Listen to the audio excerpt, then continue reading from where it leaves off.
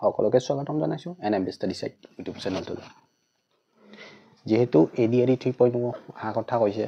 লগতে BTC recruitment হ'ব grade 3 আৰু গ্ৰেড 4 ৰ কাৰণে 559টা পদত তো সেইখিনি পৰীক্ষাৰ সহায় হোৱাকৈ তাৰ অন্যতম ভিডিঅ' লৈ আহিছো আপোনালোকলৈ ইয়াৰে আগতে অলৰেডি এটা ইয়াৰে ভিডিঅ' দিছো যেটো অসমৰ ভূগোলৰ ওপৰত তো অসমৰ ভূগোলৰ ওপৰত এটা ডিটেইলছ মই ভিডিঅ' দিছিলো তাৰে এতিয়া এমসিকিউ কেইটামান লৈ আহিছো আজি তো এই এমসিকিউ কেইটা আপোনালোকৰ লগত আলোচনা কৰো যদি আগৰ ভিডিঅ'টো চোৱা নাই তো সেই ভিডিঅ'টো চাই ল'ব তো উপকৃত হ'ব বুলি আশা ৰাখিলো তো আহক দেৰি নকৰাকৈ আজি এই এমসিকিউ খিনি আলোচনা কৰি লওঁ লগতে পোন প্ৰথমবাৰৰ বাবে যদি এই চেনেলটো চাই আছা তো চেনেলটো সাবস্ক্ৰাইব কৰিবলৈ একেবাৰে নাপাহৰিব চেনেলটো সাবস্ক্ৰাইব কৰি ৰাখিব আৰু লগতে বেল আইকনটো প্ৰেছ কৰি ৰাখিব নতুন নতুন ভিডিঅ'ৰ আপডেটসমূহ পাই থাকিব তো আজি প্ৰথমটো কোৱেশ্চন এইটো এটা প্ৰথমটো কোৱেশ্চন আছে অসমৰ বৰ্তমান মাটিকালি কিমান তো জিওগ্ৰাফিকেল এৰিয়া অফ আসাম এনেকুৱা ধৰণৰ কোৱেশ্চন নাহে যদিও কিন্তু আমি জানি থোৱাটো ভাল যে অসমৰ যেহেতু ভূগোল পঢ়ি আছো গতিকে গোটেইখিনি বস্তু খুঁটিনাটি বিচাৰি আমি জানি থোৱাটো আছে তো ইয়াৰে অপচন দিয়া আছে এইকেইটা 57,700 স্কয়াৰ কিলোমিটাৰ 65,570 স্কয়াৰ কিলোমিটাৰ 78,438 ইয়াৰে কোনটো অপচন হ'ব তো ইয়াৰে শুদ্ধ অপচন হ'ব আমাৰ 78,438 স্কয়াৰ কিলোমিটাৰ হৈছে অসমৰ মুঠ মাটিকালি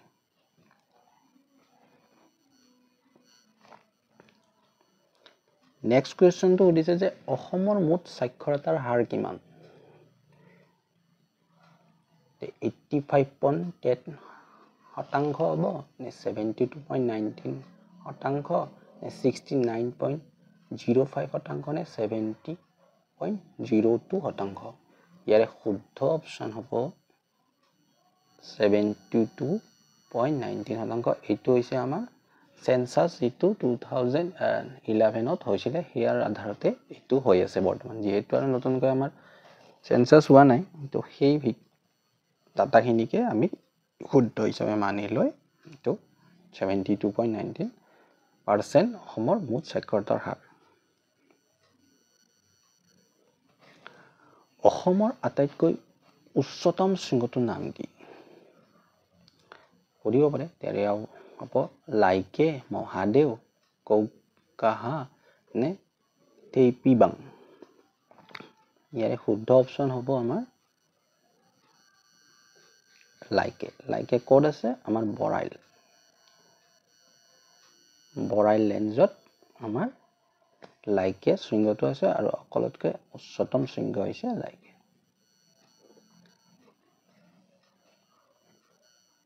নেক্সট কোৱেশ্চন তলত উল্লেখ কৰা কোনখন ব্ৰহ্মপুত্ৰৰ উত্তৰ পাৰৰ উপনৈ নহয় তলত উল্লেখ কৰা কোনখন ব্ৰহ্মপুত্ৰৰ উত্তৰ পাৰৰ উপনৈ নহয় সোৱণশিৰি জিয়া ভৰালী মানাহ নে কপিলি যদি ইয়াৰে আগৰ ভিডিঅ'টো আপুনি চোৱা নাই তো এবাৰ চাই ল'ব তাতে এই বস্তুখিনি ডিটেইলছলি দিয়া আছে তেতিয়া আপোনাৰ সহজ হ'ব ইয়াৰে শুদ্ধ অপচনটো কি হ'ব জানে ইয়াৰ শুদ্ধ অপচনটো হ'ব কপিলি হৈছে দক্ষিণ পাৰৰ ব্ৰহ্মপুত্ৰৰ উপনৈ বাকিখিনি হ'ল উত্তৰ পাৰৰ সোৱণশিৰি জিয়া ভৰালী মানাহ ঠিক আছে অসমৰ উত্তৰ সীমাত কোনখন ৰাজ্য অৱস্থিত অসমৰ উত্তৰ পাৰত কোনখন ৰাজ্য হিচাপে তো অৰুণাচল হ'ব মিজোৰাম হ'ব নে ছিকিম নে ত্ৰিপুৰা তো ইয়াৰে শুদ্ধ অপচন হ'ব আমাৰ অৰুণাচল প্ৰদেশ আমাৰ উত্তৰ পূব দিশত আছে বুজিছে এটা মানে উত্তৰত অৰুণাচল প্ৰদেশে হ'ব নেক্সট কোৱেশ্চন হৈছে when Kaziranga national park declared as a UNESCO World Heritage Site Kaziranga ৰাষ্ট্ৰীয় উদ্যানক কিমান চনত বিশ্ব ঐতিহ্য ক্ষেত্ৰ হিচাপে স্বীকৃতি দিছে 1991 1985 1990 নে 2000 তো ইয়াৰে শুদ্ধ অপচন হ'ব 1985 চনটো মনত ৰাখিব 1985 চনতে কাজিৰঙা বিশ্বৰ ঐতিহ্য ক্ষেত্ৰ হিচাপে স্বীকৃতি দিয়া হৈছে তাৰ লগতে আৰু এখন দিয়া হৈছিল কোনখন কওকচোন তাৰ লগত দিছে মানাহ ৰাষ্ট্ৰীয় উদ্যান এটিও মনত ৰাখিব নেক্সট সুধিছে when Manas National Park is declared as a tiger reserve forest Manas ৰাষ্ট্ৰীয় উদ্যানখন কেতিয়াৰ পৰা ব্যাঘ্ৰ প্ৰকল্প হৈছে স্বীকৃতি দিয়া হৈছিল 1965 দিয়া হৈছিল 1973 1985 নে 1980 আৰু ইয়াৰে শুদ্ধ অপচন হ'ব 1973 ইয়াতে এটা কথা ক'লো 1973 ব্যাঘ্ৰ প্ৰকল্প নেক্সট হৈছে 1985 ওয়াৰ্ল্ড হেৰিটেজ সাইট ঠিক আছে এতিয়া আৰু এটা কোৱেশ্চন আহি যাব পাৰে যে কাজিৰঙা ন্যাশনাল পাৰ্কক টাইগাৰ ৰিজাৰ্ভ হিচাপে কেতিয়া স্বীকৃতি দিয়া হৈছিল তো ইয়াৰে শুদ্ধ অপচন হ'ব 2007 এইটা অলপ কনফিউজন লগা এইখিনি মনত ৰাখি লওক সুধি দিব The highest hill range in Assam অসমৰ আটাইতকৈ ওখ পাহাৰ শ্ৰেণী কোনখন কাৰ্বি হিলছ জেন্তিয়া হিলছ লুচাই হিলছ নে বৰাইল হিলছ ইয়াৰ শুদ্ধ অপচন বৰাইল হিলছ লগতে ক'লো next when Manas National Park is declared as a biosphere reserve তে মানাহ ৰাষ্ট্ৰীয় উদ্যানখনক কেতিয়া জৈৱ সংৰক্ষিত বনাঞ্চল হিচাপে ঘোষণা কৰা হৈছে 1973 1979 1985 নে 1990 জৈৱ বৈচিত্ৰ্য হিচাপে কি আছিল 1979 1989 চনত কৰা হৈছিল মানাহ ৰাষ্ট্ৰীয় উদ্যানখনক জৈৱ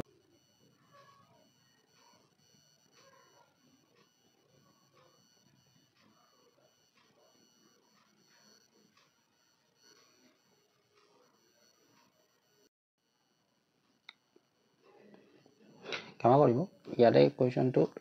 1990 হ'ব দে ইয়াৰে 1992 হ'ব আমাৰ সৰি 1992 নহয় 1995 1992 নহয় 1995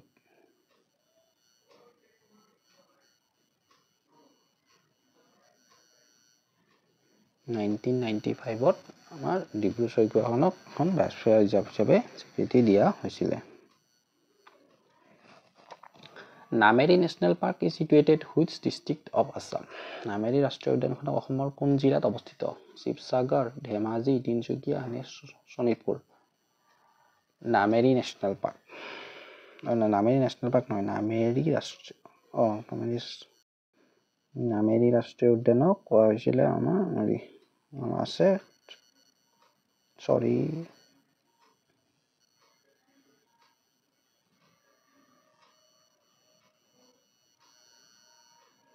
শোণিতপুৰ জিলাত হৈছে আমাৰ নামেৰি ৰাষ্ট্ৰীয় উদ্যানখন শোণিতপুৰ জিলাত আছে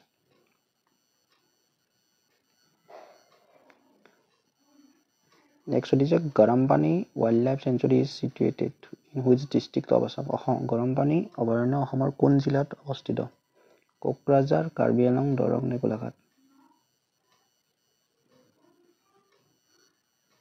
গৰমপানী আমাৰ হেৰিখন আছে আমাৰ কাৰ্বি আংলঙত আছে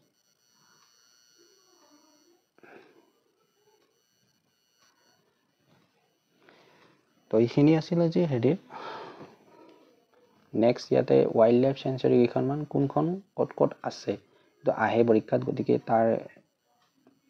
হেৰিটো দাঙি ধৰিছো ইয়াতে কোনখন ক'ত আছে এখনমান জানি লওক তাৰ মাজৰ পৰা সুধি দিব পাৰে এতিয়া পবিতৰাখন আছে ক'ত পবিতৰা আছে মৰিগাঁৱত লাউখোৱা এখন অভয়াৰণ্য এই লাউখোৱা অভয়াৰণ্য নগাঁৱত আছে মনত ৰাখি যাব পূব কাৰ্বি আংলঙত বৰ নদীখন আছে উদালগুৰি বৰাল অভয়াৰণ্যখন আছে সেইখন কাছাৰত আছে সোণাই ৰূপাই শোণিতপুৰত পাভ লখিমপুৰ দীপৰ বিল কামৰূপ মহানগৰত আছে আমচাং আমাৰ কামৰূপ মহানগৰ কাকৈজান আছে বঙাইগাঁও জিলাত গিবন এখন আছে যোৰহাটত পানীদিহিং শিৱসাগৰ চক্ৰশিলা কোকৰাঝাৰ গতিকে এই ওয়াইল্ড লাইফ সেঞ্চুৰী কেইখনমান দিছো মনত ৰাখি যাব আৰু আছে কেইখনমান এখন চাই ল'ব এবাৰ তো এইখিনিৰ ভিতৰত ইম্পৰ্টেণ্ট খিনি বাছি কিনে দিছো পবিতৰা লাউখোৱা ক'ত আছে জনাই দিছো স্ক্ৰীনশ্বট লৈ ল'ব পাৰে আৰু এটা কোৱেশ্চন অসমৰ একমাত্ৰ ৰামছাৰ ক্ষেত্ৰ সুধি দিয়ে পৰীক্ষাত আহে তো কাজিৰঙা মানাহ দীপৰ বিল বৰাইল কাৰণ কামৰূপ মহানগৰত আছে ক'লোৱে লগতে এখন হৈছে দীপৰ বিলখন হৈছে ৰামচাৰ চাইড আৰু এটা ইম্পৰ্টেণ্ট বিষয় এইটো হৈছে নেশ্যনেল পাৰ্ক কেইখন আছে এতিয়া বৰ্তমান এইটো মনত ৰাখিব এইটো আগতে 7খন আছিল এতিয়া 8খন হৈছে কাজিৰঙা এখন আছে এখন গোলাঘাট নগাঁও শোণিতপুৰ আৰু বিশ্বনাথ মিলি কিনে আছে মানাহখন চিৰাং আৰু বাক্সা জিলাত দিব পাৰে ওৰাংখন আছে আমাৰ দৰং আৰু শোণিতপুৰ ডিব্ৰুগড় আৰু তিনিচুকীয়া মিলি নামেৰিখন আছে শোণিতপুৰত ৰায়মনা কোকৰাঝাৰত আছে দিহিং পাটকাইখন ডিব্ৰুগড় তিনিচুকীয়া আৰু চিখনা জহুলাও এখন আছে চিৰাং জিলাত এখন নতুনকৈ হৈছে চিখনা জহুলাও 2025 মানৰ ভিতৰতে আহিছে এখন ৰিচেণ্ট হৈছে ইম্পৰ্টেণ্ট মনত ৰাখিব চিখনা জহুলাও চিৰাং জিলা নেক্সট আৰু এটা কুৱেশ্যন বাংলা উৎসৱ কোন জনগোষ্ঠীয়ে পালন কৰে ইয়াৰে এটা ওপৰত আৰু ভিডিঅ' আনিম বাৰু যে আমাৰ যিখিনি উৎসৱখিনি আছে উৎসৱখিনি সুধি থাকে কোনটো ট্ৰাইবৰ তো বাংলা উৎসৱটো পালন কৰে আমাৰ মিচিং নে গাৰো নে কছাৰী নে অসমীয়া বাংলা উৎসৱটো পালন কৰে আমাৰ গাৰো জনগোষ্ঠী মনত ৰাখিব বাংলা উৎসৱ ঠিক আছে তো এইখিনি আছিল যদি ভিডিঅ'টো ভাল পালে লগৰ বান্ধৱীসকলৰ সৈতে শ্বেয়াৰ কৰক যোনে আগন্তুক পৰীক্ষাৰ বাবে প্ৰিপাৰেচন কৰি আছে আৰু পঢ়ি থাকিব লাগিব এক্সাম এনেকৈ ক্ৰেক কৰিব নোৱাৰে এদিন বা দুদিন পঢ়ি পৰীক্ষাৰ আগত পঢ়ি গতিকে এনেকৈ সময় পাইছে কিছুমান টপিকবিলাক এনেকৈ দি থাকিম তো চাব আপোনালোকে ভাল টপিকবিলাক দি থাকিম গতিকে এনেকৈ পঢ়িব লাগিব ভিতৰৰ পৰা পঢ়িলেহে হ'ব মানে এনেই নহ'ব মানে ধৰক আজি